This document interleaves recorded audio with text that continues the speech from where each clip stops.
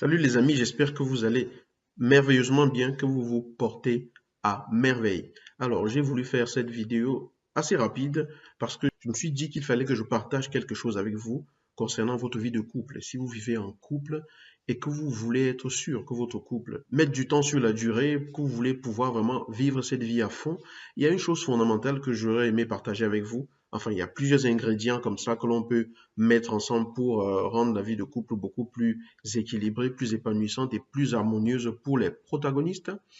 Mais une chose sur laquelle je voulais attirer votre attention aujourd'hui, c'est vos sujets de conversation. Réfléchissez à votre couple, réfléchissez à votre partenaire, réfléchissez à ce que vous partagez très régulièrement comme sujet de conversation. De quoi parlez-vous? Ça peut être une question un peu bizarre comme ça, mais ce dont vous parlez régulièrement est un élément fondamental qui peut vous permettre de mesurer combien est-ce que votre couple est vécu de façon profonde. Je vous explique pourquoi je dis cela. Lorsque vous vous êtes rencontrés, au départ, il n'y avait pas d'enfants, il n'y avait peut-être pas de projet en commun de construire une maison ou de faire des choses, de bâtir des choses ensemble. Alors vous vous êtes rencontrés, vous vous êtes plu l'un à l'autre, vous vous êtes appréciés, vous vous êtes aimés, vous avez décidé de cheminer ensemble et au fil du temps, les enfants arrivent. Au fil du temps, les responsabilités augmentent. Au fil du temps, il faut réfléchir à la vie de couple, réfléchir à faire avancer son foyer, sa famille. En fait, les sujets de conversation se modifient avec le temps. On parle de la maison que l'on va acheter, on parle de la maison que l'on va construire, on parle des enfants qu'on va avoir, on parle de quelle école est-ce qu'ils vont fréquenter, on parle au quotidien de comment est-ce que les journées vont être organisées.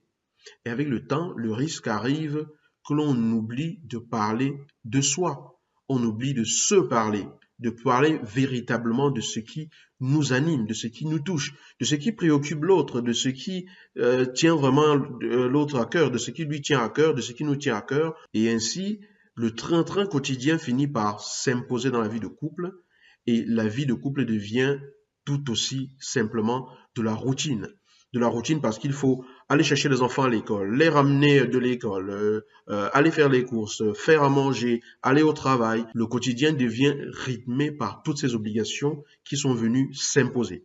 Et avec le temps, on s'oublie. On oublie de se parler. Qu'est-ce qui vous anime comme conversation dans votre couple?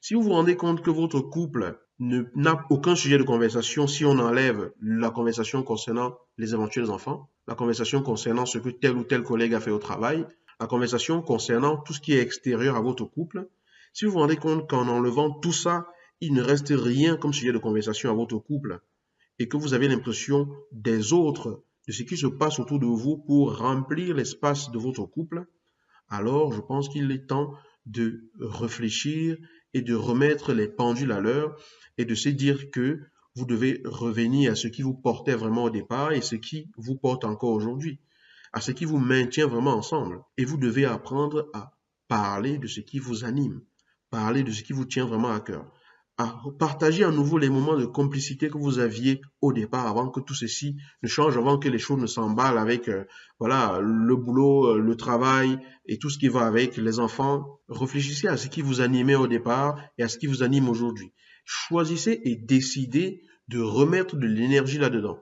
Choisissez et décidez de redonner de la vie à ce qui vous a porté l'un vers l'autre et choisissez d'insuffler de la vie là-dedans. Faites des choses ensemble. Parlez de vos projets communs.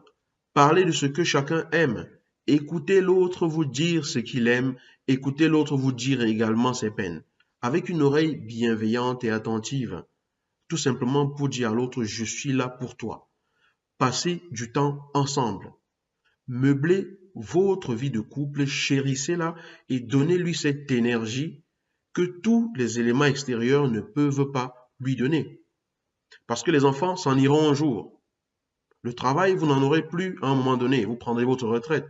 À supposer que vous allez jusqu'à la retraite. La maison, vous la construirez ou l'achèterez.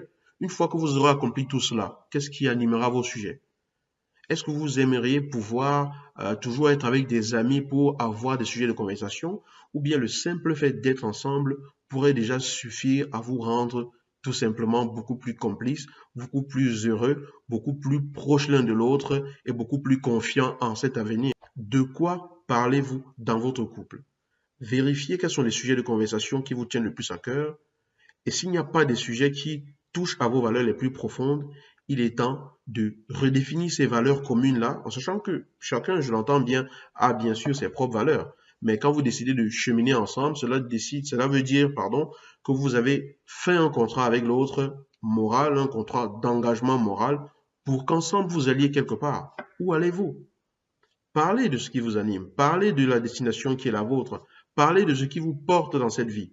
Ça, c'est un ingrédient capital et indispensable qui peut vraiment vous permettre d'être toujours plus proche, d'être toujours plus présent l'un pour l'autre et d'avoir une vie de couple toujours plus harmonieuse. J'espère que tout ceci vous parle.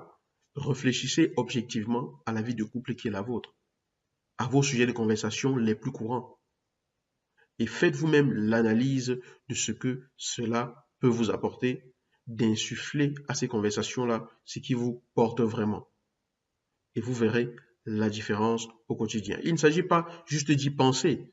Bien sûr, cette vidéo est pour vous si vous avez la préoccupation d'agir de façon consciente pour bâtir une relation de couple plus harmonieuse et plus édifiante, plus nourrissante pour vous. Merci et à très bientôt dans une nouvelle vidéo.